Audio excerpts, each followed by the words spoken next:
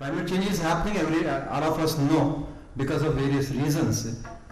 So how do you map all these things? How much of natural resource, whatever is having, how much it has been degraded or improved or whatever is, how do you do this? So this is where geospatial technology will come into the picture. So I will try to touch upon some of the aspects of fundamentals of geospatial technology along with some of the applications with reference to climate change as far as possible. Lot of geography people are there, students or 30 students I understand.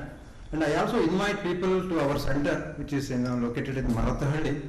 So any of the students and a lot of students they come. It is a little tough for us also to organize many times because of various reasons. But I invite students who can come there. You can also do some your internship and other things, at least minimum 3 months, not 1 month, 15 days I cannot provide. But if you want to do it for say 3 months, 6 months internship and other things at BSc, MSc, not BSc, MSc, MTech or PhD level, you can come. There are a lot of interesting things that can be done using remote sensing or geospatial technology. With this background, as rightly pointed out by Mahatma Gandhi ji, Earth provides enough for our satisfy our needs, but not every man's greed. So this is how the climate is changing very fast. So I think probably we have observed, especially people like me, where we are around 50s, 60s and 70s, we have observed the climate change very fast, very, very fast. 80s, I was there in Bangalore, in the same campus of GKVK only. It was fantastic. There was no need of fan. But now the scenario is very, very changed. It is not only the fans, we also require ACs now. So that is the situation. So these are all because of, I can say, some of the grids. It's not all. So with this UN, United Nations, they have come out with the development goals. Everybody have, aware of these things. I don't want to touch upon this. I just want to touch upon this. Some of these, especially the poverty, the hunger and all these things, how to come out of all these things. That is how the UN, the Food and Agriculture Organization, also working towards how to reduce this global level issues and other things. What is climate change? Probably in the last 1.5 days they would have told you what is climate change. Basically it is anthropogenic. Climate change happens, there is no doubt about that, but it is in a geological scales, in some millions of years. That happens very naturally. It happens not only in in Earth, even other planets also it happens to a great extent. That's how maybe most of you are aware of that. But this is where the problem is the anthropogenic. And the major drivers is GHGs. So all of you are aware now what is the GHGs. And also the aerosols. And in addition to that, you have a lot of land use, land cover changes that is happening, especially with reference to the forest and other things. So degradation of forests, that is one of the biggest challenge probably our world is facing now. So now after maybe last 2 decades, before that people are not believing that there is a climate change, because there is no enough proof was not there. But with a lot of satellites and other things, and also conventional techniques, measurement of lot of this, especially the temperature, rising temperature and other things, it is very clear cut now. There is a global climate change is happening, and there is an increase in the temperature, and there is very consistent that there is an increase of more than 1 degree centigrade temperature increase. So now everybody agreed. Earlier there was a lot of hot topics or discussions are happening whether there is a change in climate or not. But now it is very clear, conclusive evidence is there saying that there is a climate change, and all of us are feeling now. Everybody is feeling that there is a lot of climate change is happening. So in order to understand the climate change and other things, they have come out with what is called as essential climate variables. So there are 54 essential climate variables are there. Students who are interested, you can go through this. There are a lot of literature is available, lot of data is available. For your kind information for all your students, there is Google has come out with the Google Earth Engine. You please go through that. Lot of studies can be done, lot of analysis can be done. All open source data is available, right from satellite data to many other things are available. You can do a lot of research. If you are having some Java or Python knowledge is available, you can do a good programming, you can do it. So there are at least around 34 ECVs can be estimated using the satellite data. So that is one of the important thing. With this contest, ISRO has come out with what is called as one group. They have come out with one group what is called as NICES, basically National Information System for Climate and Environmental Studies. We generate lot of global or especially for Indian context, we generate a lot of products and services we are generating. So that is available in our NICES portal. We also have one portal called Bhuvan. So a lot of data is available which can be downloaded. So these are all essential for generating information at regional and national level, not at micro levels. Okay. So these are the products and other things we are generating under NICES, which is openly available. People can download. There are almost 70 different products, satellite derived products. When I say product, it is a geophysical or biophysical parameters. Whether it can be temperature, it can be rainfall. We are getting in terms of the maps. Okay, may not be at a local level, but at the regional level, at a higher levels. So it is all validated products.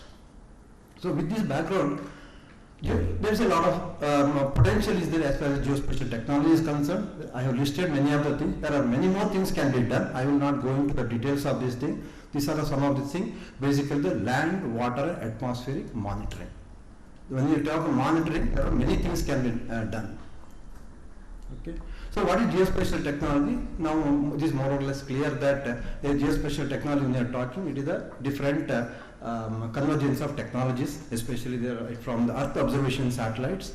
Then you have global positioning systems, geographic information system, basically to analyze the data and other things. Then you have with the latest development in terms of mobile application, web-based solutions, artificial intelligence. Everybody now talks of artificial intelligence, especially it's a buzzword now. Everywhere you see there is artificial intelligence talk. So these are possible because of a lot of satellites in terms of LEO satellites at 300 to 800 kilometers above the Earth, which is remote sensing. Now many of these service providers, internet service providers, they are also coming out with the LEO type of satellites, that 10, 20, 30,000 satellites being launched by different groups, basically to provide low orbit internet connectivity. So it will be very efficient because we can provide anywhere in the world. Anywhere in the world, any local, rural areas also. But not like Bharati and Aarti now coming out with such type of internet connectivity. Now we have GPS satellites started by this Navstar US, that is at around 24 satellites at 20,800 kilometers, which gives a location of the any point on the Earth. Then you have a lot of communication satellites, which is at around 30,000, 36,000 kilometers. It is not only communication or broadcasting, meteorological applications. So nowadays, anywhere in the world, if you want to see cyclones and earth, which can be monitored. I think recently there was a cyclone happened in, I don't remember, I think near to the Palestine or some that region, because they are unable to monitor. So that's why a lot of damage happened. But in the Indian context, in many of the developed countries, if you see, they monitor very critically, and we can find out where exactly the cyclones and earthing movement and earthing. There are a lot of satellites are available for this.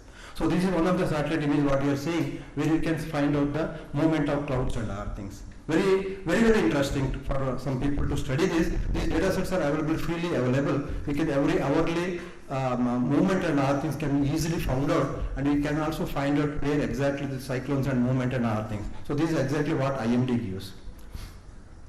When you come to GPS, Global Positioning System, started by the Navstar, what is called as a Navstar. So basically it works with the triangulation. I will not go into the what is triangulation and earthing, triangulation, or mathematical or trigonometric this thing, which is very easy to understand. And but all this what you call global position GPS, which is having inaccuracies. These inaccuracies vary from 10 to 50, 60 meters also. So we need a higher accuracies. So one of the system what we have come out with SBAS, space-based or satellite-based augmentation systems, which is basically for Airport Authority of India. But during the Kargil war, there are a lot of discussion you must have heard. Even during the war between this Russian war also, they have stopped giving the good signals, GPS signals, accurate GPS signals. Same thing happened during the Kargil war. So India wanted to have their own GPS system, but it's called as a NAVIC. Probably in a couple of months or couple of in a year time, you may get dynamic signals in most of the mobiles. Okay.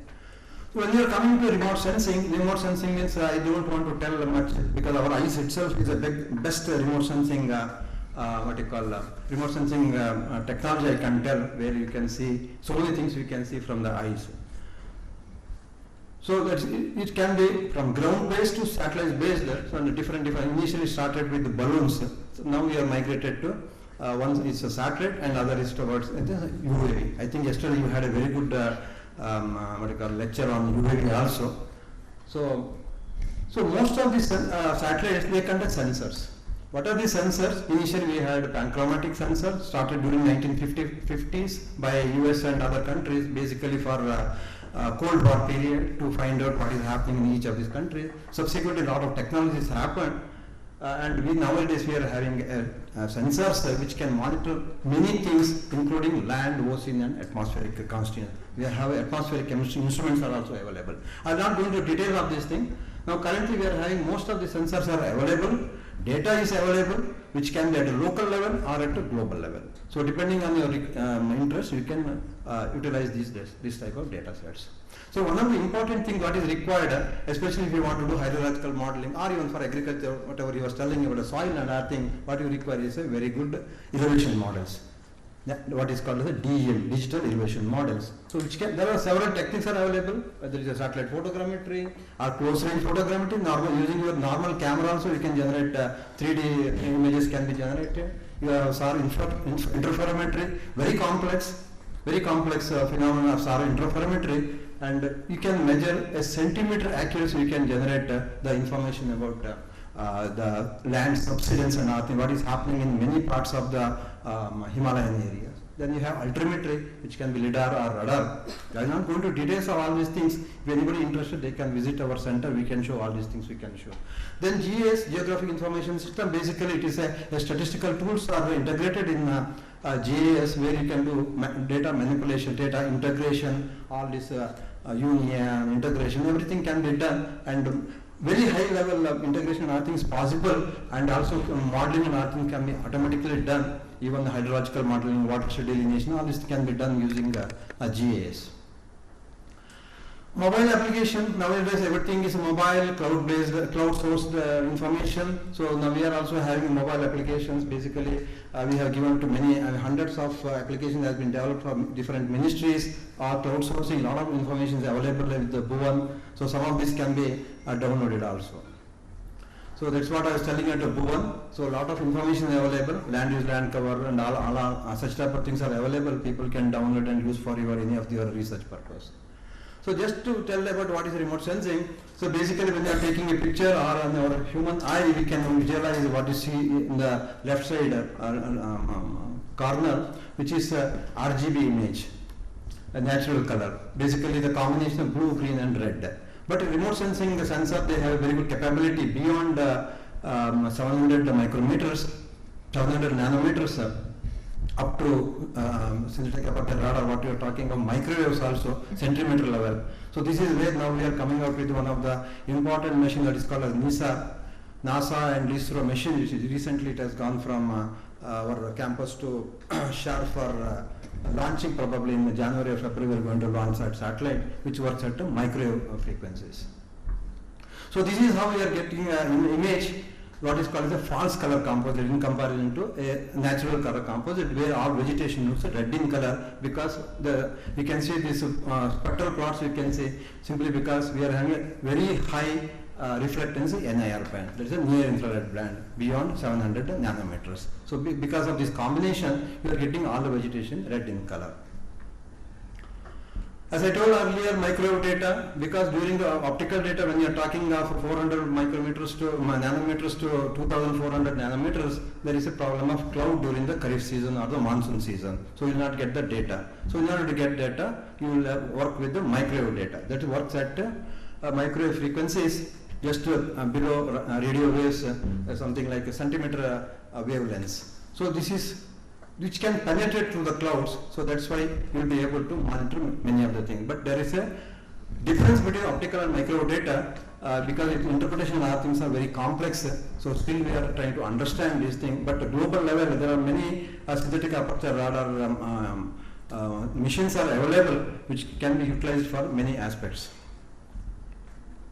When you are talking of satellite data, you have different resolutions, spectral, spatial, temporal, all those type of resolutions are considered. So when you want to do a global studies, it can be 1 kilometer or 5 kilometer type of spatial resolution. But when you're talking of cadastral level or cartographic level information, our geographic people are there, and they may be aware of what is a cartography. So when you're talking of such a thing, we require very high resolutions to the order of centimeters are better than meters are better than meters. So in that context, we require a very high resolution data. The problem what is there is a this thing what you call you will not be able to get every day if you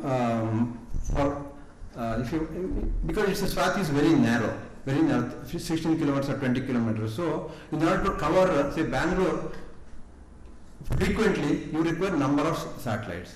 So earlier it was not possible. Nowadays you can see PlanetScope, which is the one company from US, they have launched around 160 satellites. So that every day they will get the data at interval of every day they will get, and not only every day they will get even hourly data also. It's possible to get it with the type of satellites what they are having now.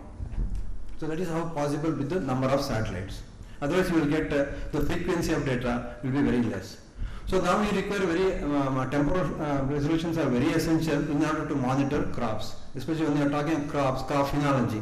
When it is sowing has started, when it is getting harvested, or even if you are talking of forest and other things, if you want to monitor, you require frequent data, at least at important phenological stages, maybe once in 15 days and other thing. There are satellites are available which can give such type of information can be given.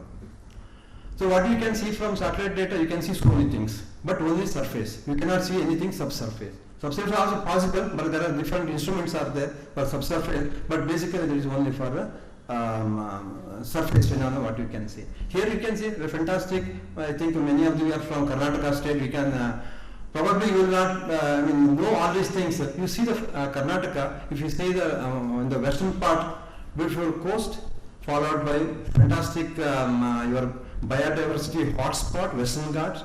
Then you have southern part of you are having Mysore and surrounding where a lot of plantations are available, coffee plantations or coconut, electric, such type of thing. You go to northern part of Karnataka, you have black soils, a lot of crops are cultivated. Of course, this is the crop season which is during January, February, so you will find exposed soil. So soil mapping and other things are possible.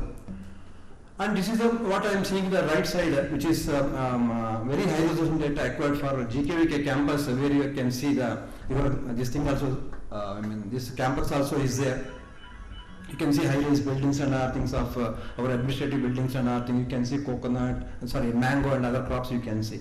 So we wanted to study some of these things, and also we initiated some R&D activities with the University of Agricultural Sciences, how we can monitor all these crops and other things, do a very high-level research. So as I told you earlier, I is the best interpretation we can do it, you can do anything. So that's how during the 70s and 80s when you are just joined our office around 18, I joined around 93 only, I'm still young only.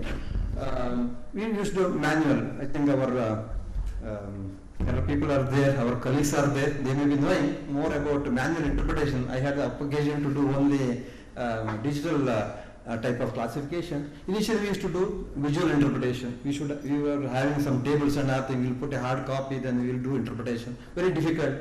Then came the per pixel classifier type of things has come, which is basically automation. Think of PCs during that period, workstations, very big workstations, where it will have a hard disk of only 150, 160 MB only. But nowadays we are having, in terms of TBs we are having. Then there is object-based classification come into the picture during 2000 and beyond, which is also very good. But still, when we had a very good resolutions with the very complexity, especially in Indian context, if you are seeing very complex and diverse land use land cover type of things, then we require. It is becoming very difficult to do visual interpretation because it is a very time consuming. Okay. So So still many of our land use land curve mapping we are doing with the visual interpretation. But with the advancement in AI, especially the data analytics and other things, now there is a shift as far as analytics are concerned. If I am having some 1 or 2 slides, I will be able to show you. I don't know. I don't remember whether I have. Otherwise, we have done a very good, some of the very good applications using AI and ML. There are advantages, disadvantages. We can go through the literature. We can find out all these. What are the advantages? What are the disadvantages? One of the biggest disadvantages as far as remote sensing is concerned is we will not be able to get optical data during the cloudy seasons. So I can say that is one of the biggest challenge for us when they are talking of Ministry of Agriculture and other thing where they require information, especially for Indian context, basically for crop insurance and other things. Really, we have a tough time to get a very good data. So that is where we have done. But still, there are very many other ways and means are there. We can get several other data sets can be get. So with this background, we have an interface with almost all ministries. We are talking from right from agriculture to disaster. You talk about Ministry of Agriculture, Ministry of Home Affairs, Culture, Archaeology. So we are doing some of these applications we are doing.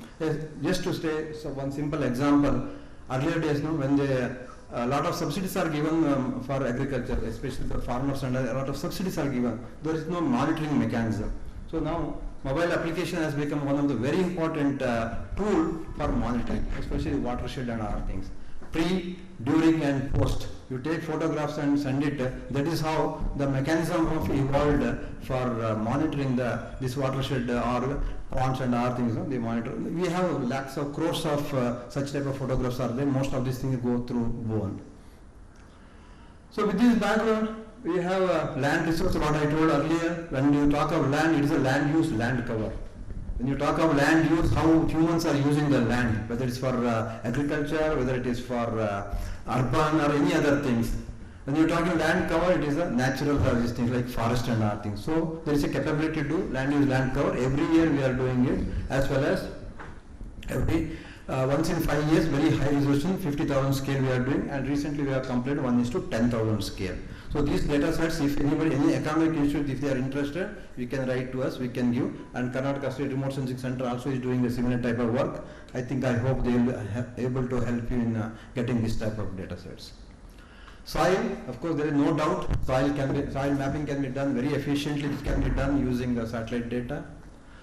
And with climate change, as well as with the type of management practices that is being done for the agriculture, there is a lot of land degradation is happening, especially in terms of saltified soils, water logging and other things. So this also can be monitored very easily. So we have very mega projects are there to monitor all these things at a national level, so that ministry can take some relevant measures. So some time back, there was a discussion about enough research is not happening. There is a lot of research is happening. There is no dearth of research that is happening. But the problem is the policy interventions. That is where India lacks, especially the bureaucracy or the politicians. They don't take it very, especially at the state government, state level. Central government still is very good, excellent. I can say they are doing their implementation. Every time they ask this, we want this, we want. But the state level, no, because majority of the things, policy decisions will be taken at state level. It becomes very, very tough. So we do a lot of work for agriculture, Ministry of Agriculture in terms of crop mapping, yield estimation, then agricultural drought, horticulture is becoming very important, doing a lot of mapping and other things can be done. Why I am telling all these things? When you have information about natural resources, if there is any climate change happening, we can find out how it is going to affect the natural resources. So first of all, you should have that base database.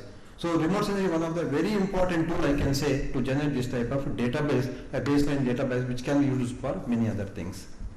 Agriculture drought monitoring, especially for this is very operational. It is being used by Ministry of Agriculture. Try to find out, sitting at Delhi, they can find out which are the districts, which are the taluks they are affected by the drought. So recently we had a big meeting in Karnataka because Karnataka this year experienced a severe drought. So the team has come from Delhi. We had a meeting at Department of Agriculture, and this is what is the beauty of the things. Whatever the information that is generated by the Karnataka Agriculture Department in terms of rainfall and its distribution are things and what is observed from the satellite data by the ministry more or less was matching. So that is how the evidence based solutions and I think can be provided for this type. Otherwise, no, it is crores of rupees are being spent. You can see the relief as well as if you see the subsidy and other things given for agriculture or even the insurance, it is crores of rupees, lakhs of crores. 50,000 crores is for insurance. So how do you give? This is even there is if they make. I understand recently earlier no, they were giving rainfall based insurance products. What farmers are used to do is they simply put water to tell that there is a waterlogging has happened. So these are many cases happen. There are automatic weather stations are available in many places. The people so what they do, they put water and it will show, always it will show there is a rainfall. So they claim compensation. So this is what, no, this is where otherwise no, India can develop a good country within no time. But unfortunately we are seeing all these type of things. But another advantage is the remote sensing, we have a long-term database. For almost last 30-40 years, we have a medium resolution, our coarse resolution data is there. So we can utilize this for trying to find out how the drought and other things occurs naturally as well as because of the climate change related aspects. You can see here the drought vulnerability map, what you are seeing here. These are the areas, if there is any problem in the monsoon, automatically we can find out these are the areas where you have the problem as far as the agricultural drought is concerned. So this is the important information policy makers saying that this is the areas where you have to do some save the water. The saving the water can be any, there are many ways and means where we can save the water. So one of the day I was listening to Gadkari Saab, a very excellent, the way he talks now, it is really very good to listen to such type of politicians. He was telling we are having so many square kilometers or kilometers of road is there. Road is one of the very important this thing where water simply flows. Correct, no? You save all that water, it is sufficient for India. There is no need of anything else. I mean, this is true also. The amount of water that is going from the roads, no? You construct some good ponds or whatever the structures required for saving this water. So it is a very quite interesting this thing. Nowadays, politicians have become very knowledgeable, especially in the central government. One day, one minister I was watching, they were telling about the growth of India. They were telling in terms of we get satellite image during night time. So night time is what it tells about the light. So depending on how much light is there, you can find out there is an improvement in the electricity consumption.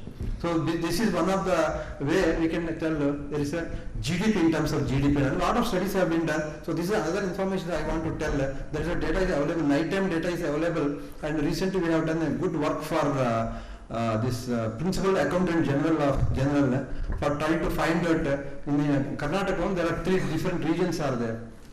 What is that regions? Mysore region, then Kalburgi, that region. 3 regions are. They want to find out whether these regions have growth, how the growth. So we have taken nighttime data. They have given a very good report. They have given. PAG has given a good rate. In fact, they got some good award also for that. So this is other thing. Now, as earlier told by our Professor Bala, there is no other way. We have to improve our forest cover. There is no doubt about that. And we don't have a reliable estimates of what is the trees which are outside the forest. When they are talking of forest, we have very good knowledge about how much forest is there. But we don't have knowledge about what is the forest that is outside. In the sense that we have 142 million hectares of agricultural land is there, whether there is a forest or trees are there or not. So this is one work we have done with the very high resolution data of 0.5 meters as well as artificial intelligence, the deep learning concepts, probably you people are aware of that, trying to find out what is the forest that is available outside the, so what are the trees outside the forest. Very, very important information we could generate. You can see a district like Hassan. Hassan is one of the very good district. If you have not seen, you can go and see. Beautiful district where you have very good agroforestry based systems are available. I think you can add to that. Very good. But there are many other districts where the forest component is very less. So what happens? You have a national agroforestry policy is there. If you want to implement such a thing, allocate the funds and other thing, you require a reliable database. So this is how we can generate a reliable database. What happens? We can report all these things to every year. The Department of Forest FSI has to report what is our forest and other things and trees outside of the reports are available. You can go through that report. So they have to. But there is no, even now there is no authentic sources not available. Basically they do based on the statistical sampling approach they are doing. They take only some 1 or 2% of sample and aggregate for the national level. But with the type of data that is available with very high resolution data, we can find out these trees. Nowadays most of the state government, they have taken what is called as a tree census. So this is the first one is Haryana state. They have started with the generating this census of trees, like population census. What we are doing, tree census, that is becoming very essential, because with the carbon footprint which is increasing, we have to find out what is the carbon sequestration potential, how much we can reduce. When we were studying here, the carbon dioxide concentration was around 300 or 320 ppm. Now it's almost 400. I think it has crossed 400. If it goes to 600 ppm, I think we will be in the danger. No doubt about that. Nobody can stop. That is that I think RPC 6.5 or 8.5. If that situation comes, we will be in a very dangerous. So the other way we can improve is agriculture in terms of crop intensification. So a lot of agricultural land is being not utilized during the post-Kharif season, which can be utilized for cultivation of pulses. This is one study which I have also closely associated to find out what is the amount of post-Kharif rice fallow land that is available, which can be utilized for cultivation of pulses, because we have nutritional security is required. So when there is nutrition, we require a lot of pulses are required. We are importing a lot of pulses. There is no doubt about that. We can improve that. So this is how the government of India has started utilizing all these data sets to improve not only the oil, not only the pulses, even the oil. There is a tremendous increase in oil in terms of palm oil palm cultivation. So coffee is one of the very important, especially for South Indians, we drink a lot of coffee. When you're talking of coffee, I just want to inform you, coffee, there are two varieties are there, coffee Arabica and Robusta. You drink more of Arabica, it is very good. Robusta is not so good. You are drinking a lot of chicory also, which is not good for health. These are the information that are available. This is where the coffee is cultivated. Now what is happening with the climate change? Coffee requires some good climatic conditions, which cannot go. I mean, if the climatic condition, the temperature goes or the temperature goes beyond some level, it cannot survive. Especially the Arabica type of coffee. Most of the consumption, if you see in coffee, it is Arabica. So if there is a climate change, there is a tremendous increase in temperature, we may lose most of the Arabica related Arabica coffee. Then what happens? Farmers will start cultivating in the higher elevations. So where they will cultivate in the forest lands. Because India is the only country where coffee is cultivated in the shade trees. Okay. So now recently I had attended one meeting where coffee board, European Union encourages coffee, importing of coffee where there is no, in regions where there is no deforestation happened. So now they want to find out in Indian context which are the areas where it is not impacting this deforestation. So we are going to have an MOU with the coffee board trying to find out. I think KSRSA people also are there in that meeting. So this is one of the very important information. Because what happens if you don't have the information, no, how do you give the information to the European Union that we are cultivating coffee in regions where there is no deforestation is not happening? How do you do it? When you talk of Brazil and other things where it is almost 30 to 40% of coffee cultivated, totally they have degraded the lands. Now if you want to find out, you require historical data sets. How do you find out? Recently we attended a meeting with the revenue department where they want to legalize the lands which is occupied by some of the farmers and other things. How do you do it? How can anybody can go and occupy land and say that it is? So this is where remote sensing will come into the picture, where you can find out using the historical data whether it is really it is a forest or not. We can find out.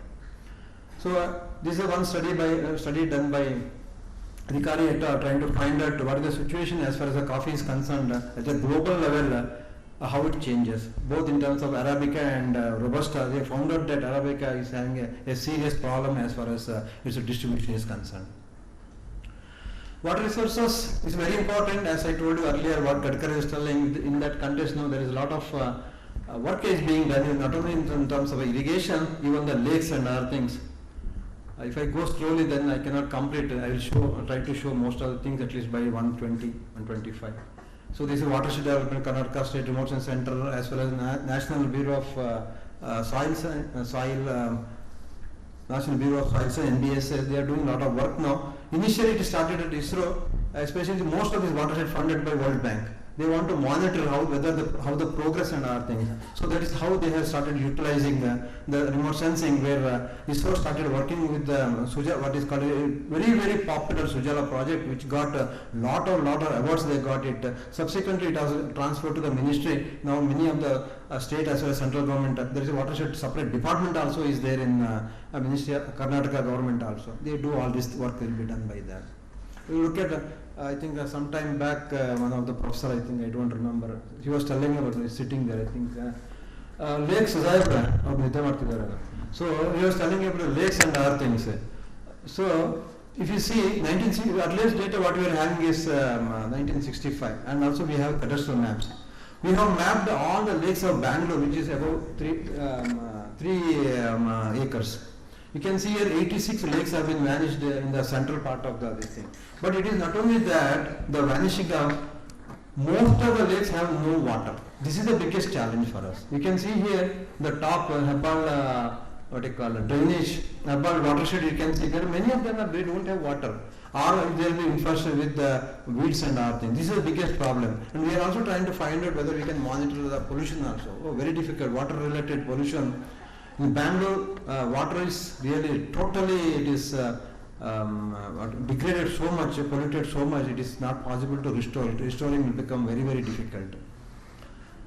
Forest resources, we have very good mechanism for forest resource assessment, especially now FSI is the number one user of remote sensing data, trying to find out what is the yearly forest cycle and other thing. It is not only forest, even as biomass and other thing, biodiversity. Karnataka, especially the Western Ghats, so much of biodiversity is there. Recently I was going to this Hornadu and Bengaluru and other things. The number of people who are going, really, it is really a dangerous trend what we are seeing. I think, I don't know what will happen in the future. Number of bikes, number of cars who are going to these picnic spots are so much. During weekends it is impossible to go. There are traffic jams happens in the Western Ghats. This is the biggest challenge maybe government is facing in the future.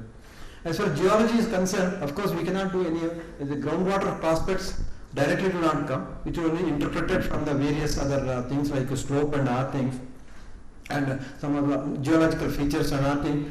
But we have done for entire country what is the groundwater prospects is concerned. With the help of our state departments, entire country we have groundwater prospect. That means there is a prospect of water. But if you want to dig borewell and all, it will become one of the information, but we require a local survey is very essential, a geophysical survey is very essential to do such type of thing. Of course, minerals prospecting is one of the very important things.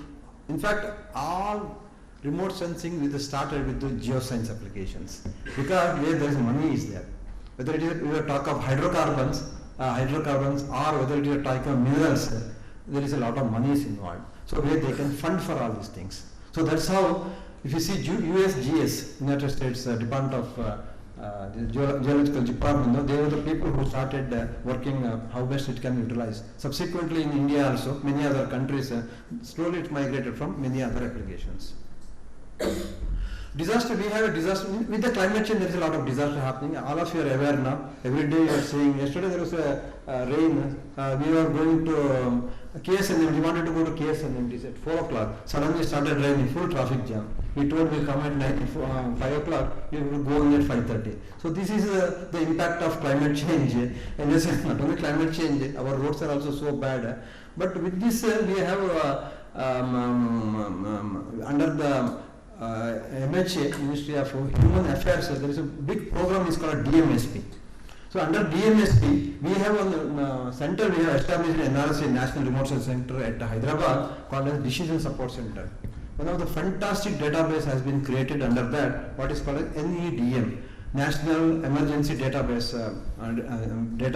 Fantastic database has been generated. Now every information can be generated through the satellites and everything can be disseminated very easily with the various communication tools.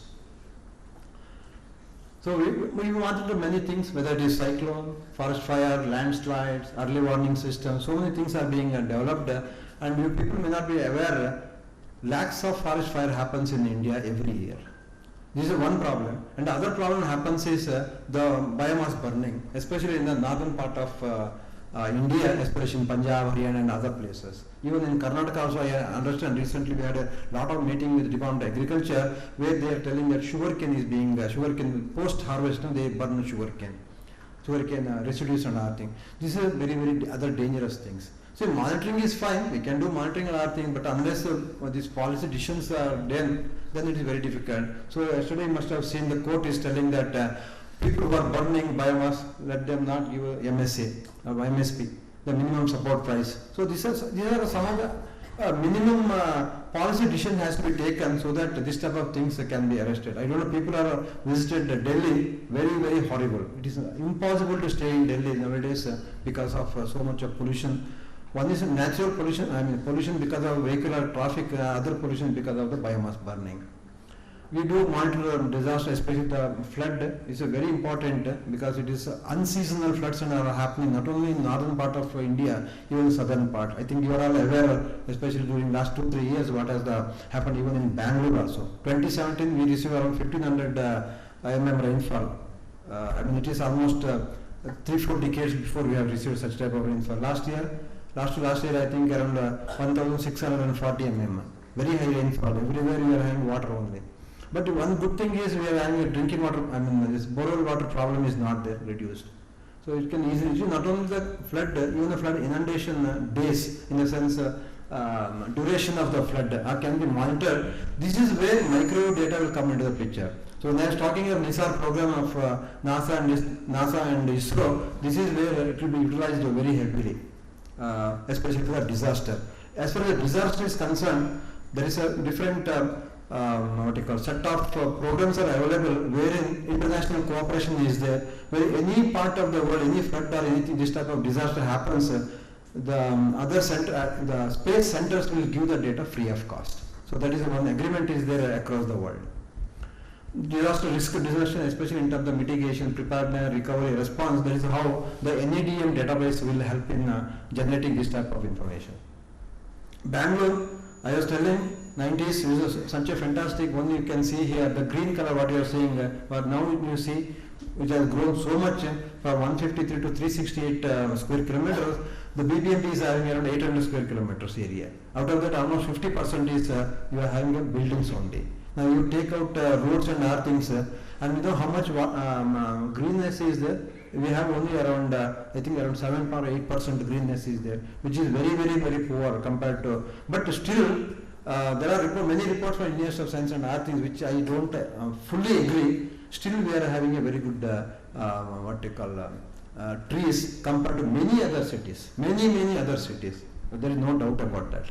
But still, I don't know. I hope because these trees are remaining because of the rules and regulation rather than anything else. We have very stringent rules as far as these parks and other things. Because of that only, Bangalore you could see a lot of greenery. This is what I was telling earlier, where we can use nighttime data, where we can find out a mark. But only the problem, it is all available in the little coarser resolutions of 1 kilometer. But nevertheless, it is a very good information as far as the growth and other things are concerned. Don't take it as a very literal meaning because it is 1 kilometer data. You are maybe having a bulb of a small, but because of the resolutions and other things you are seeing, that doesn't mean that you are having so much of light may not be there. Okay. We also did a lot of work related to climate change, its impact, especially for the agriculture related activities at a national level by integration. This is where GS will come into the picture. we have lot of what you call data is available in terms of rainfall, in terms of soil moisture and other things, whatever he was referring earlier. So which can be integrated into a very nice this thing to come out with what is happening in agriculture or the land use, land cover over a period of long term.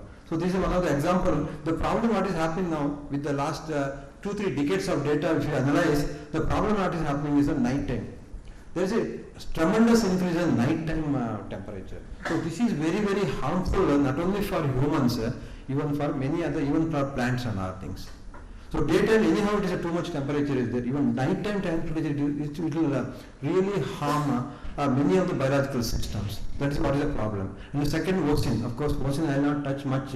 Ocean also, because lot of machines are available for ocean monitoring also. Ocean is there, ocean color monitor is there. There are many other things are there. There is you can see very clear-cut trend. You can see there is an increase in the temperature in many places.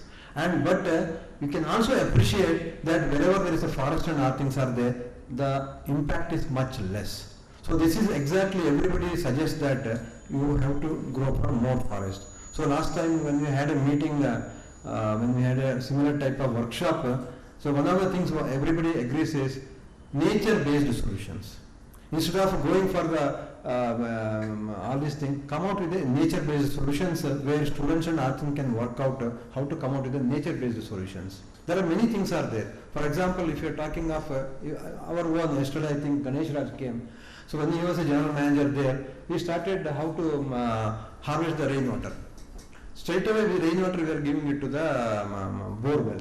So there is a nature-based this thing we have put it where it can be filtered with many of the this thing, whether it is stones or sand or charcoal and other things. So this is where how we can really, so many individuals also can take many appropriate measures, at least as earlier told, it is only not that only India can take some measures. There are many other people are there who are doing spoiling the this atmosphere. So if everybody takes a measure then only. So recently I was having a discussion with one of the this Nisar, I was telling there are 50-60 people are from NASA are there in our campus.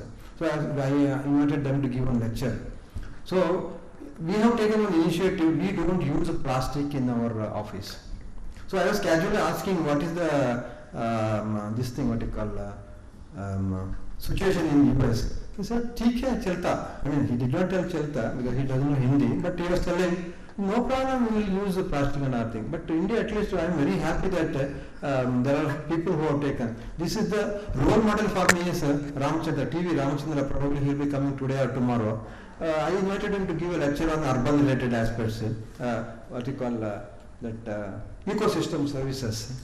So when we have the habit of giving bouquets, correct, no? So he refused to accept that bouquet. Then I asked him, casually asked him what is the reason. He said there is a lot of plastic is there. So this is an example for me.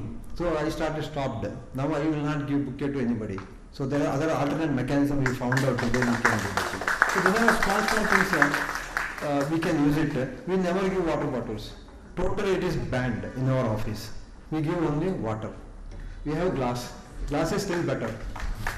So these are small things all of you can start doing so that we can reduce some of this can be reduced.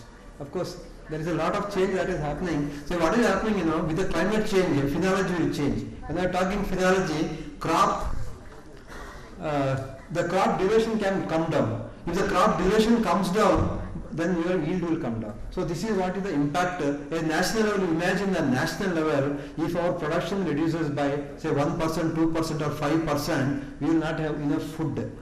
So that is where the climate change really impacts. Of course, there are so many other things we can talk, especially in terms of physiology and other things, the mechanism of C3, C4 and all those things, but that is not required at this juncture. But the problem that is what is happening is the duration, crop durations and other, especially this is because of the nighttime increase in temperature. And also Ooty, one of the very good hotspot as far as our Western Ghats are concerned. You can see here so much of area is very, very critical. Critically it will have a problem issues, especially with the 8.5. When you are talking RCP, RCP I think hope if you are not aware, you just search what is RCP. There are RCP 2.5 to 8.5 is there.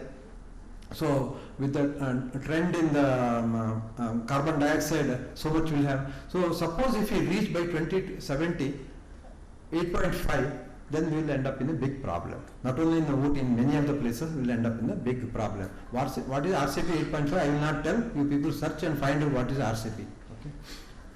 There are many satellites are there. Just now I think he was telling, Professor Bala was telling about the carbon dioxide emissions and other things where it is unequally distributed. You see, the maximum comes from northern continents of US, then comes from Europe, then comes from China and India.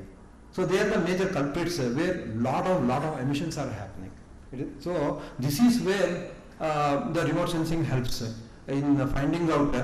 May not be very accurate because we are talking about global level this thing, but there are many machines are available to track many of these what you call heteroatomic molecules which causes basically this greenhouse gases, what you call, including the other this thing, which acts as a traps all this temperature and energy. So Sentinel 5P, the European Union satellite, which can give a very good information about many of these molecules, especially the methane, nitrous oxide, heteroatomic molecules, which are responsible for climate change. But why we are talking about carbon dioxide? Because carbon dioxide will remain in the atmosphere for very long time compared to other this thing. That's why the problem is the carbon dioxide is the biggest threat that we have to reduce. Of course, no doubt carbon monoxide is also dangerous. Methane also is dangerous. We are contributing very highest as well as methane is concerned because of the rice cultivation. So rice, because of anaerobic respiration, releases a lot of methane. So most of the South Asian nations release a lot of methane, but it will have a less effect compared to carbon dioxide. So carbon dioxide is one thing which we have to tackle. The only way is plant more. I don't think any industry can simply suck all the carbon dioxide, bring it to the 300 ppm because we don't have technology. Remember one more thing, I will finish up in 1 or 2 minutes. Remember one thing, the new technology may not reduce climate change. A simple example I will tell you, the batteries. Now people are telling you use electric vehicles. The electric vehicles require lithium. The lithium or any other this thing requires a huge amount of energy. Okay? AI will not solve any problem. It will create more and more problem. Why? Simply because AI requires your GPUs. The GPU temperature go to 70, 80. In order to maintain that temperature, it requires big ACs are required. Imagine the blockchain and other thing people are talking, or your what is that coins, bitcoins and other thing. How much energy they are consuming. People have to come out with all these things, reality of the things. So further, under the NICES and many other programs, we have established many instruments. So one of these instruments is called as Flux Tower, where a lot of instruments are put it. We have established recently in the coffee Central Coffee Research Institute also we have established one.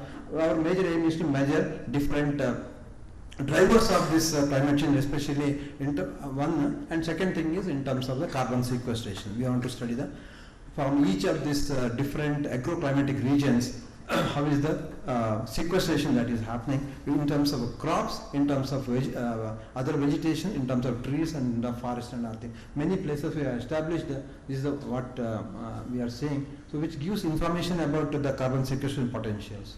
I think with this I will stop here.